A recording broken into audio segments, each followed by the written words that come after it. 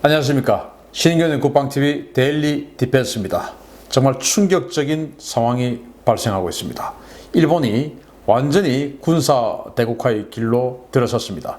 그게 다 누구 때문이냐? 문재인 정부 때문인 것 같습니다.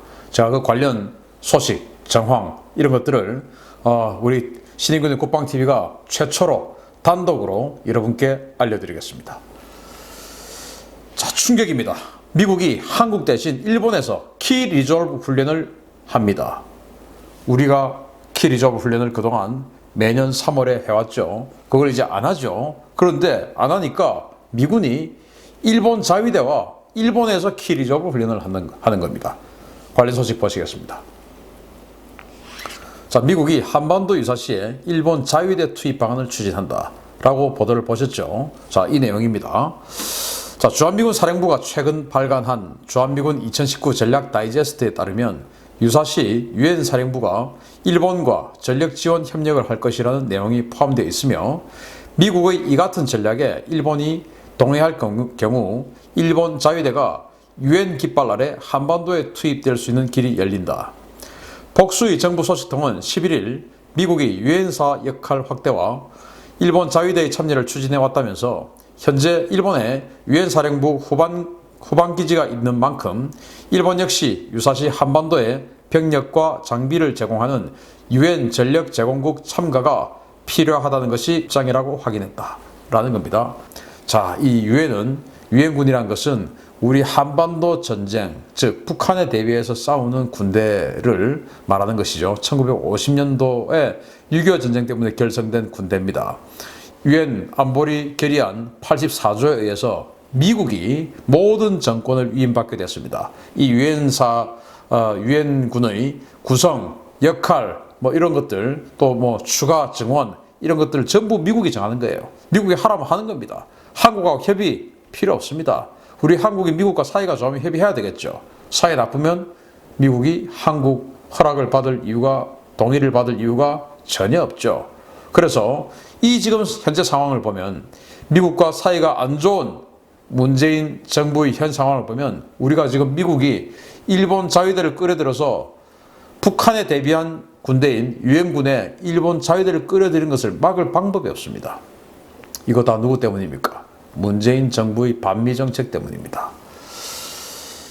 자, 착실히 준비되어 온 일본 자위대의 한반도 투입 준비입니다. 이게 어제 오늘 일이 아니고 오래전부터 차곡차곡 준비가 되어 왔습니다. 자, 제도적 준비를 한번 보시겠습니다. 여러분들 이런 뉴스를 보신 적이 있을 거예요. 자, 이겁니다. 일본 영토 밖의 집단적 자위권 행사를 위해서 11개 관계 법령을 제정하고 개정했습니다. 2015년 9월 달부터 했지요. 그래서 그때는 이제 집단적 자위권, 그래서 미국, 자신들의 동맹국인 미국이 타국으로부터 공격을 받게 되면 즉시 가세해서 도와준다. 일본 자위대는 자기 나라, 즉 일본이 적으로부터 공격받았을 때만 방어할 수 있는, 맞서서 전투를 벌일 수 있는 그런 능력밖에 없는데, 이제는 동맹국의 그런 공격에도 우리는 대신 싸워줄 수 있다라는 그런 집단 자위권을 2015년 9월 달에 개정을 했습니다. 이때부터 일본은 사실은 이런 최종 엔드 스테이트, 즉 한반도에 군대를 밀어넣을 수 있는 이런 것들을 준비를 해왔죠. 그러다 우리가 관계가 좋으면 그것을 거부할 수 있는데 지금 관계가 나쁘니 이 거부할 재간이 없는 겁니다. 그리고 이제 이게 문재인 정부 들어서서 완전히 급물살을 타게 됩니다. 2년 전부터 급물살을 타게 되는데요. 자, 2018년 3월 달부터 해외작전을 위한 구조 개편을 합니다. 바로 해외작전 지휘기구인 육상총대를 신설합니다. 이게 우리로 지금 지상작전 사령부처럼 모든 전투부대를 전시에 지휘하는 그런 부대인데 핵심 임무가 해외 파병입니다. 이 육상총대를 창설을 했고요. 같은 해, 같은 시기에 일본판 해병대인 수륙기동단을 창설했습니다. 육상총대라는 사령부를 창설하고, 그리고 그 해외 파병의 핵심 전력이 될 일본판 해병대인 수륙기동단을 2018년 3월에 창설을 했죠. 그리고 2018년 12월이 되면 해외작전용 공격무기 도입을 결정합니다. 이즈모를 항공모함으로 개조를 하고요. 그리고 F-35를 140대를 도입하기로 합니다. 그리고 일본은 타국을 공격할 수 있는 공격용 무기를 가질 수가 없었습니다. 그런데 2018년 12월에 처음으로 UGM-84라고 해서 잠수함에서 발사하는 지상 타격할 수 있는 서브 하푼이라고 하는데 그걸 도입하게 되었습니다. 그리고 지금 제즘, 즉 전투기에서 폭격을 할 수 있는, 장거리 폭격을 할 수 있는 제즘 미사일 도입을 지금 준비 중에 있습니다. 이렇게 해서 일본은 처음으로 상대국을, 인접국을 또는 적국을 공격할 수 있는, 선제 공격할 수 있는 무기체계를 2018년 12월부터 갖추어가기 시작합니다. 차곡차곡 준비를 하는 것이죠. 자, 그런데 정말 충격적이게도 일본에서 사상 처음으로 RSOI 훈련을 합니다. 바로 19년 8월 26일부터 9월 23일입니다. 지금 한 달여 남았는데요. 한 달 보름 정도 남았죠. 훈련 기간은 총 한 달 정도 합니다. 제가 제목에 키 리졸브 훈련을 일본에서 한다 라고 되어 있는데 사실은 키 리졸브 훈련이 이 RSOI 훈련의 한국판 이름이었죠. 다른 이름 붙이겠죠. 제가 시청자 여러분들께서 쉽게 이해하시라고 키 리졸브라고 이름을 붙였는데 제목을 사실은 키 리졸브가 아니고 RSOI 훈련을 하는데 전시 증원 훈련, 우리 키 리졸브 훈련도 전시 증원 훈련이었어요. 근데 그거 우리 안 하게 됐지 않습니까? 북한 때문에 동맹 19-1 이런 식으로 좀 바꿔버렸죠. 그러면서 전시 증원 훈련 안 해요. 그러니 미군은 전시 증원 훈련을 이 동북아시아에서 해야 되는 겁니다. 항상 미군은 훈련을 해야 되죠. 그러니까 그 파트너가 일본이 된 겁니다. 그래서 우리가 키 리졸브 훈련을 하고 한 달여 동안 실기동 훈련, 독수리 훈련을 하게 되죠. 그걸 안 하니까 이제 일본에서 한 달 동안 그런 훈련을 하는 겁니다. 자, 보시겠습니다. 그 일본 자위대의 보도자료인데요. 앞에 그냥 이런 말이 있고, 이 핵심적인 말이 빨간색입니다. 미 육군 부대의 RSOI, 즉, 전시 증원에 대한 지원을 실시하는 것과 동시에, MDTF, 다영역 임무부대와 제휴해서 여러 영역에 걸친 미일 공동작전을 연습한다. 라는 게 목적입니다. 다영역 임무부대, 그러니까 미 본토에 있는 신속 대응부대가 있습니다. 그런 신속 대응부대들과 함께 여러 영역에 걸친 그런 미일 공동작전을 연습한다. 자, 지휘관은 일본 육상자위대 서부방면대 사령관인 우리나라로 치면 중장인데요. 육장 토모하치 타카시라는 사람이 맡게 되고 미군은 주일 미육군 사령관인 소장입니다. 투스타예요. 비엣 주안 루옹이라는 사람이 베트남계입니다. 이 사람이 이제 미군을 지휘하게 됩니다. 이렇게 해서 RSOI를 하는데, 이거는 정말 충격적인 사건이에요. 이 군사 상황에 대해서 크게 이해력이 많이 올라와 있지 않으신 분들은 그게 뭔데? 라고 하실 수 있지만, 이것으로 인해서 우리 한국과 미군의 확실한 동맹, 그리고 확실한 연합작전 능력은 완전히 이제 해체되고 이제는 우리하고는 안 한다는 겁니다.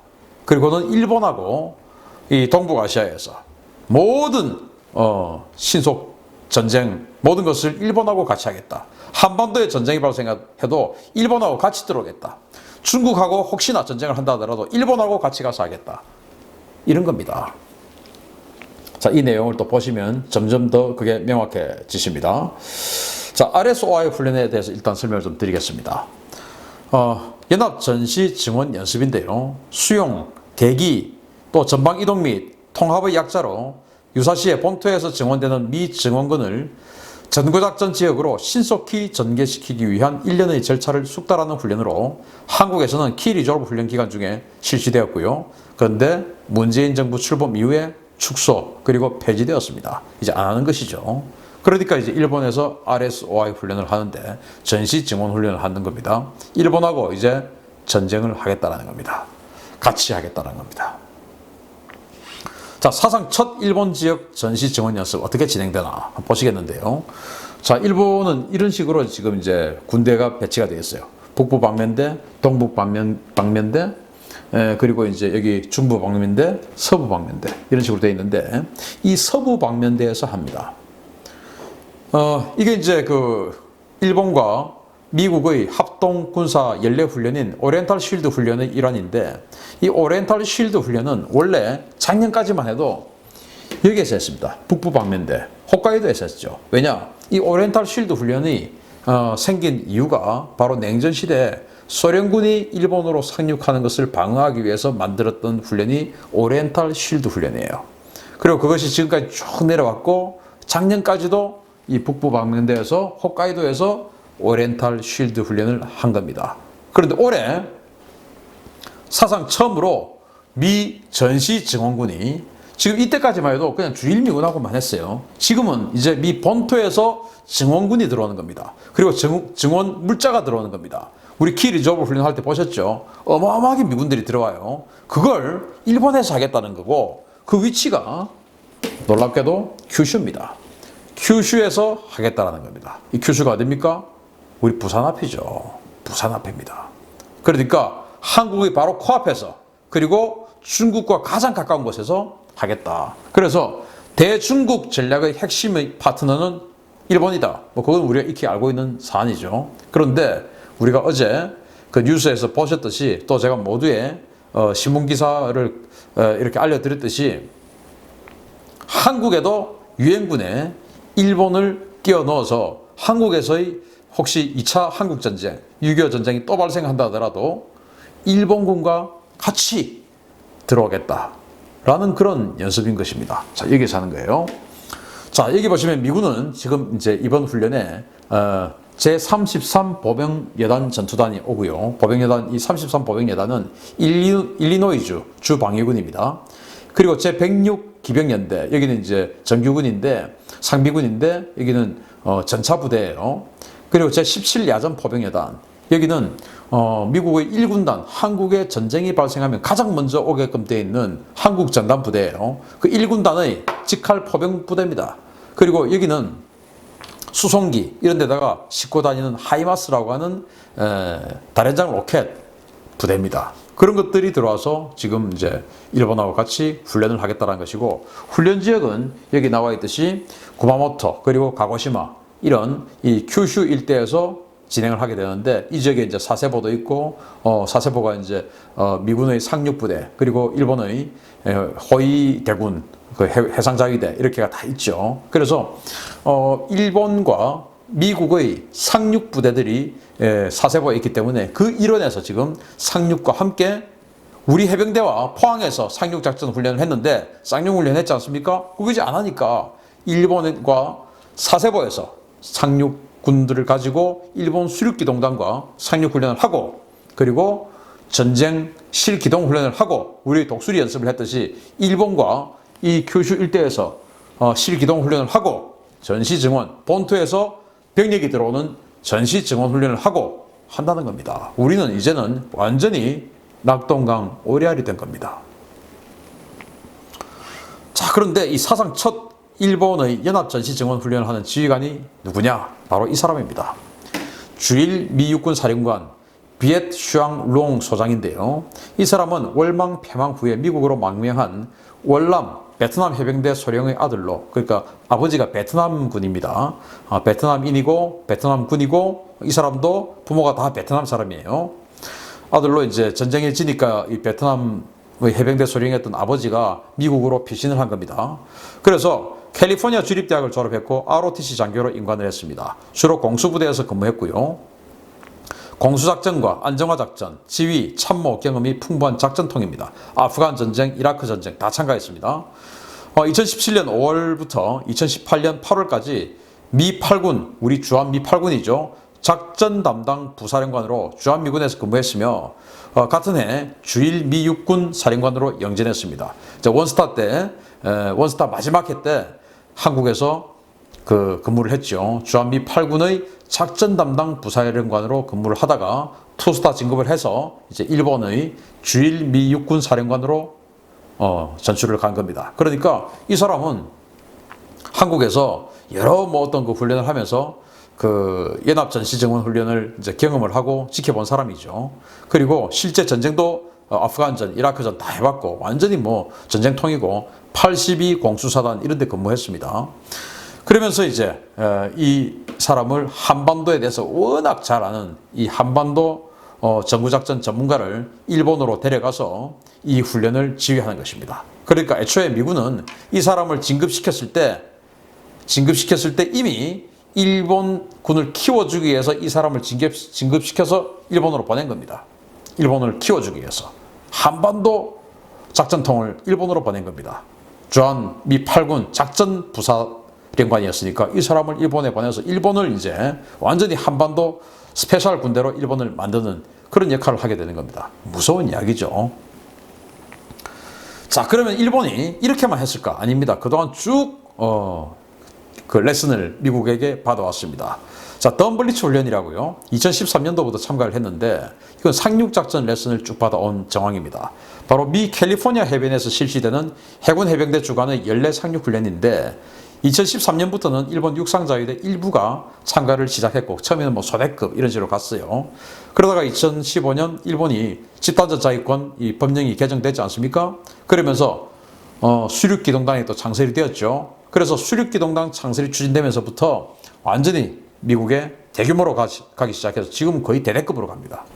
그런 그 상륙작전 레슨을 쭉 이제 받게 되는데 수륙기동단이 예단급이거든요. 3개 대대가 있죠. 그 한 개 대대씩 매년 이제 미국 보내가지고 어떤 그 이 공기부양정을 타고 상륙하는 것, 또 비행기를 타고 들어가서 공수하는 것, 이 모든 것들, 그리고 내륙 진공하는 것, 이거 다 이제 레슨을 받는 겁니다. 일본들이 군함까지 가지고 가요. 그리고 지금 올 6월 16일 날 했던 훈련인데 연합 상륙 준비 전단 운용 연습입니다. 자, 여기 한번 보시면요, 이세라고 하는 그 헬기 구축함이죠. 예, 이세. 그리고 애슐랜드. 여기에다가 이 애슐랜드에다가 일본의 수륙기동단을 태웠어요. 수륙기동단 장갑차들하고 이런 것들을 미국의 애슐랜드에다 싣고, 또 일본의 쿠니사키라고 오스미급 10,000톤짜리 상륙함이에요. 여기다가 또 일본 수륙기동단이 타고, 그리고 이 그린베이, 여기에는 미국의 제3해병원정군의 31 해병원정단, 그 31MEU가 이 그린베이에 타고, 그래서 이세가 총지휘를 합니다. 이세가, 일본의 이세가 이 미국과 일본의 이 합동 상륙 부대를 이세가 총지휘를 합니다. 그리고 인근에 로널드 레이건 항모 전단이 있어요. 여기에서 또 이세를 또 통제를 합니다. 이런 합동 훈련을 6월 16일 날 바로 우리 코앞에서 했습니다. 상륙작전 레슨 받는 거죠.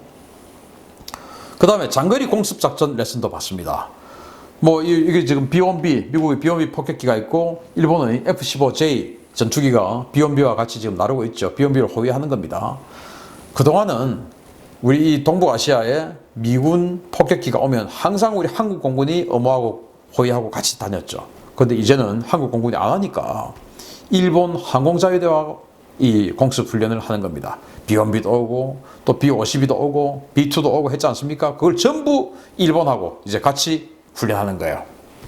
그런 식으로 해서 지속적으로 일본과 대규모 상륙 장거리 공습 작전 레슨을 받고 있고요. 제가 얼마 전에 그 국방TV에도 역시 또 보여드렸던 적이 있는데 일본 북부에 있는 그 홋카이도 근처에 있는 치토세 그 공군 기지에 그게 대규모 공격 편대군들이 들어와 있다. 그래서 전자전하고 뭐 이런 것들이 들어와 있다. 그래서 이 장거리 공습을 하려면 가장 먼저 적의 방공망을 깨야 되거든요. 뭐 그런 것들 훈련을 여기에서 지속적으로 했다라는 정황인 것이죠. 그래서 계속 이제 일본 항공자위대도 장거리 폭격 훈련을 하는 겁니다. 계속 이제 레슨을 받았죠. 다음에는 강제 진입 작전입니다. 이제 상륙 작전 했어요. 그러면 이제 해병대들이 쭉 들어가는 거예요. 적의 내륙으로 진공해서 적의 핵심 수도 또는 도시 이런 것들을 점령합니다. 강제 진입합니다. 제가 지난번에 또 국방TV를 통해서 보여드렸는데 미국과 일본, 호주 이 연합군사훈련을 호주의 북부의 그 퀸슬랜드 숄워터 베이 훈련장에서 실시를 했다라고 제가 알려드렸죠. 5월 14일에서 6월 19일까지 무려 한 달여 동안 훈련을 했습니다. 여기 보시면 호주군 지휘관이 일본 그 수륙기동단 육상자위대 병사 그 군인들에게 뭐라 지금 이야기를 하고 있습니다. 레슨을 해주고 있는 것이죠.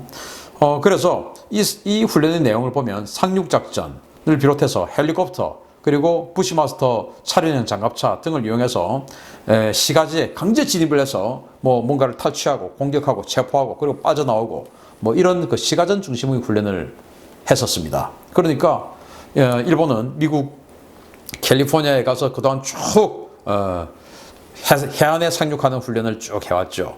그리고 이제는 그것을 이 일본 쪽으로 옮겨서 미국의 상륙 부대들하고 이 사세보 근처에서 계속 상륙 훈련을 실제로 또 해보고 그러면서 항공자위대는 미 공군 폭격기들하고 장거리 폭격 훈련을 또 지속적으로 하고 그리고 또 호주에 가서 아주 큰 훈련장이니까 경기도만한 그런 훈련장이라고 제가 말씀드렸지 않습니까?